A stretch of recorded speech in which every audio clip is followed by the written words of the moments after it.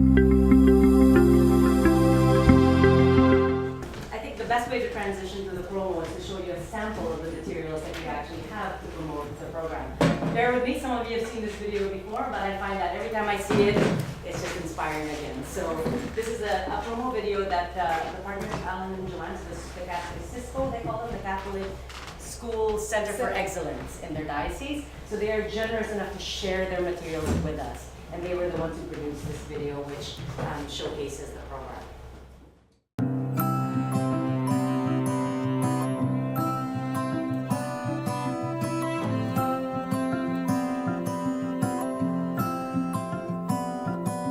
The mission of ECFL is to really equip parents to be the first educators of their children in the faith, and also to build community. A lot of times you can join other faith groups and it's usually a Bible study. And so your discussion tends to be in a different level. But most of our life is parenting, right? So this opportunity with ECFL is that you are talking about what you are in. We meet once a week for 7 weeks. It's a 2-hour class. The first hour, the moms and dads interact with their children and kind of begin to introduce them to different tenets of the faith. And then there's a little circle time, and the moms and dads leave and go to the parent discussion. And share their challenges and their hopes and their dreams for their children together, and realize that what they're feeling, they're not alone. And that's where kind of the community grows and friendships are formed, and more discussion happens on how to bring the faith into your home and teach the faith to your children. It is an opportunity to learn about your faith, and so when you're open in that respect, you become closer to the group you're with. I guess I was kind of surprised at the friendliness and the openness of all the moms. I'm a little more quiet and a little more shy, and within the first half hour of the class, I was comfortable enough where I can talk, and these moms will help and not judge and are real friendly and open. So right away, everybody shares the same value. So I think it kind of gives you a step up on friendship right there. I really think that having the same values with other people makes you closer. There have been friendships formed for the entire family, and we have family get-togethers now on weekends. You know that it's a relationship, that it's a long-term relationship. Oh, my child, close your eyes and imagine all the stars. Being able to come once a week and meet in a place that feels very safe, where people can be vulnerable, where you know you can come with questions and find support and answers, that's invaluable. And don't worry if you are at the very beginning of your journey or you're way far in.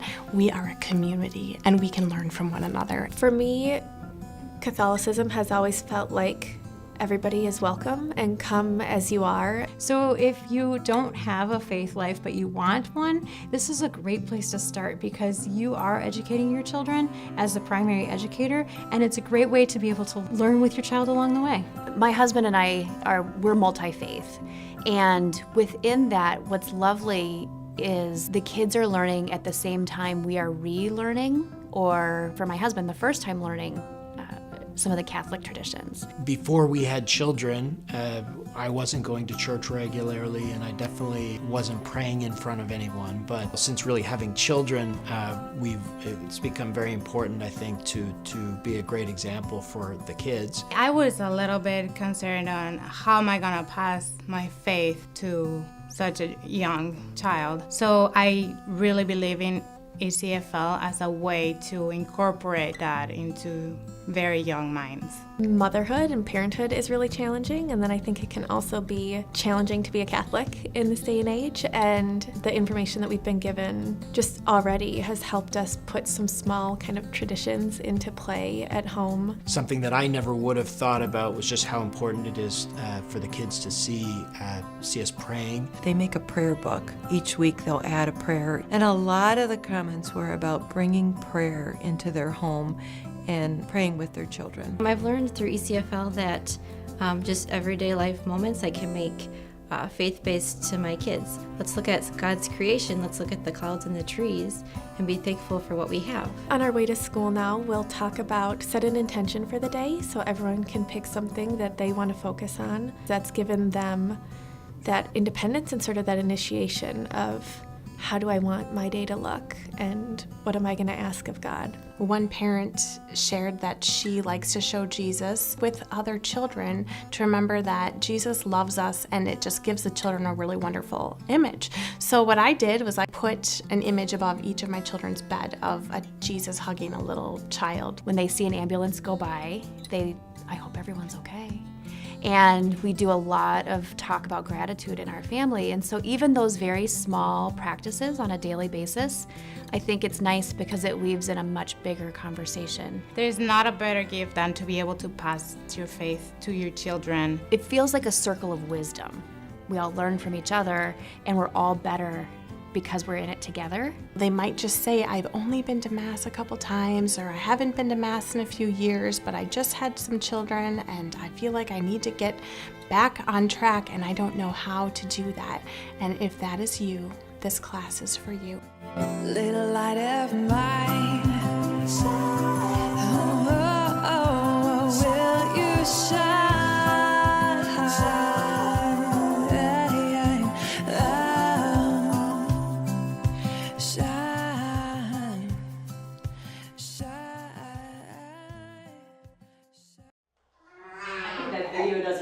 Job of capturing many of the things that we had already talked about and heard from each other this morning, but also as a nice way to bring in the voices of those who've already participated and benefited from this program. So I always get excited when I see that video. It's like, yes, we're going to have it in our diocese. So Alan and Joanna have asked me to talk a bit about publicizing ECFL and recruiting families in our diocese. And a lot of these practices are already things that they've done in the previous parishes that they work with. But just wanted to touch on just a few things that you may want to consider. So before we dive into the tools, just some things you may want to consider before you think about what tools are appropriate for your parish. I think the first is, who are the families that you would like to reach? So that may be a discussion that you would like to have with your parish teams when you go back and think, are these families that maybe are not the ones that are not coming to church as often? Or are you looking to really reach out to those who are already coming and looking for tools and support to be able to help their children grow in the faith? Are you looking at children of very young, like young babies, or are you looking at those that are preschool age? So these are all considerations that you may want to think about before you even think, okay, these are the tools that would be appropriate.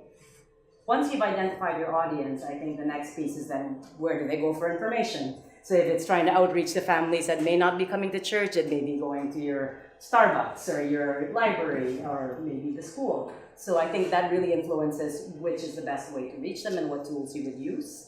And then I think the third point goes without saying. You really need to use a combination of tools, especially in the first couple times you run it. You may not know which one will work best. So I think a mix of things would be the prudent way to go.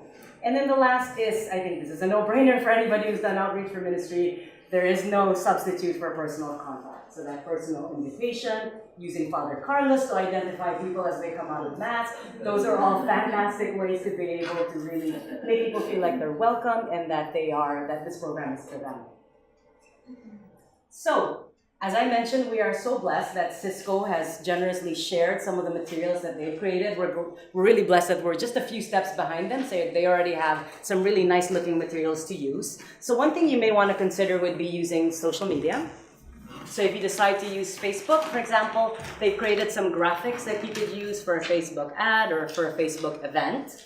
And they also created, so the video that you saw was the longer video. I think that was a 5-minute clip. They have sort of cut that up into 90-second videos. So that's something that's very shareable via social media, via Facebook or Twitter or some other means.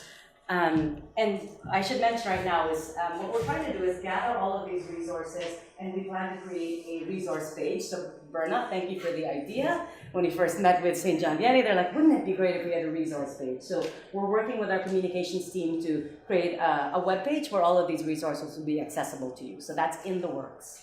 So stay tuned, all the links and things will be there. This just sort of gives you a sampling of what's available. And then of course, our tried and tested bulletin. We should not forget to put something in the bulletin, or if you have something on the website that you would like to put up, you could put up a little blurb, an announcement at the pulpit, or a personal email if you have an email list of the parents that you want to target through the parish. So there's a sample text that we could use. So again, this is in the manual. You can see it already in your manuals. But what we'll do as well is we'll create a Word doc of this so that you could just edit it and use it as you see fit. Posters and flyers. Don't you love these? They look so nice.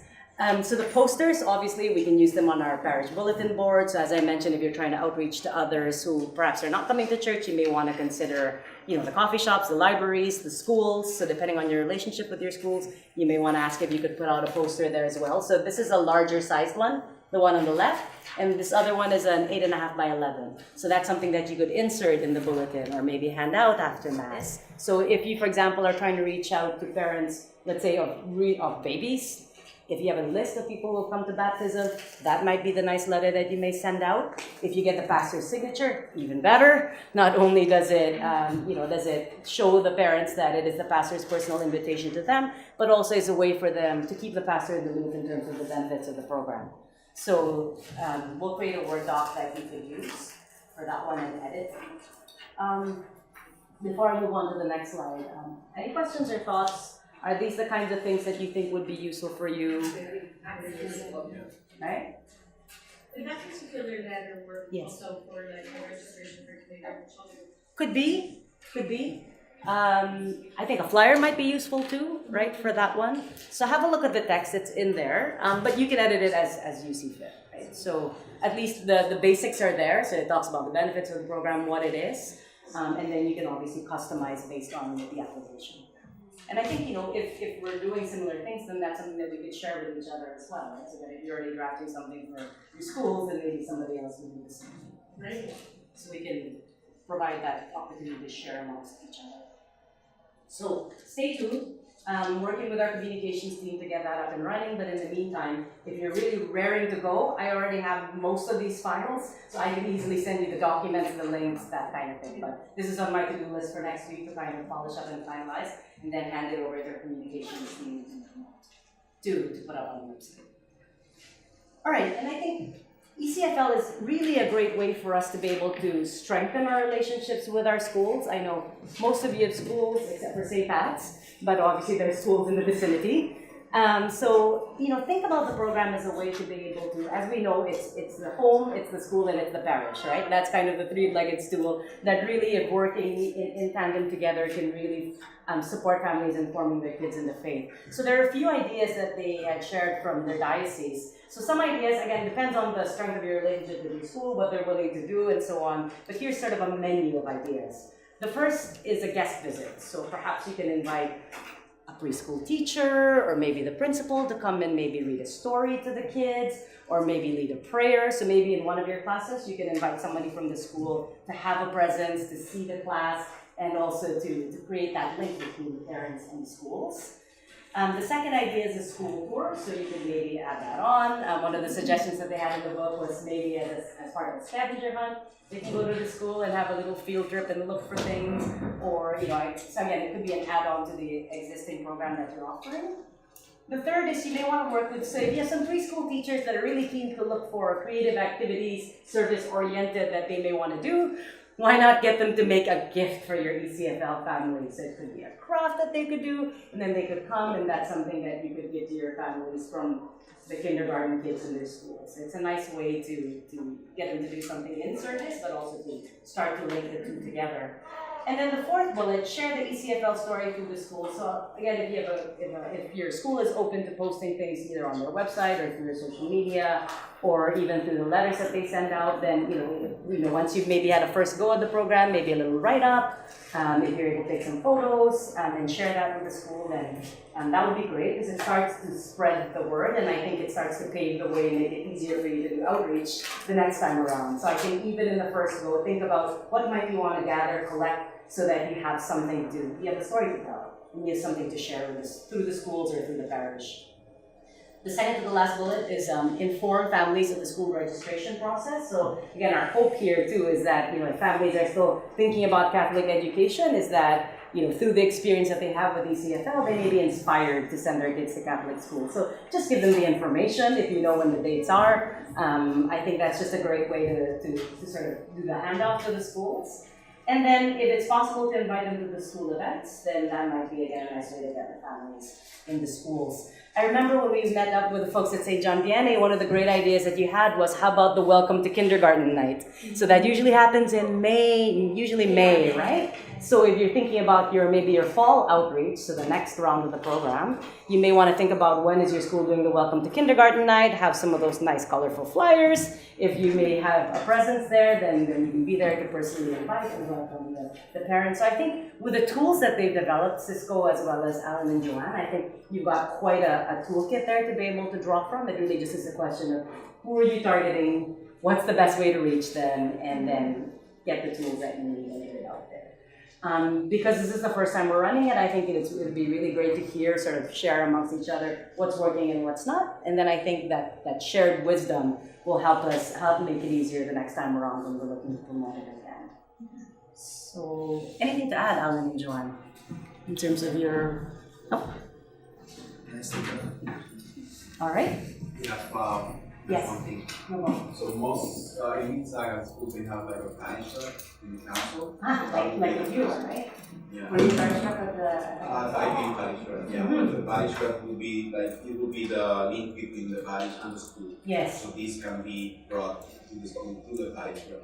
Perfect. And they even get together. Yes. For 3 times a year. Yes. Before. Oh, so when the fantastic. program is like more advanced, and then maybe we can go either that it can be known by all. Right.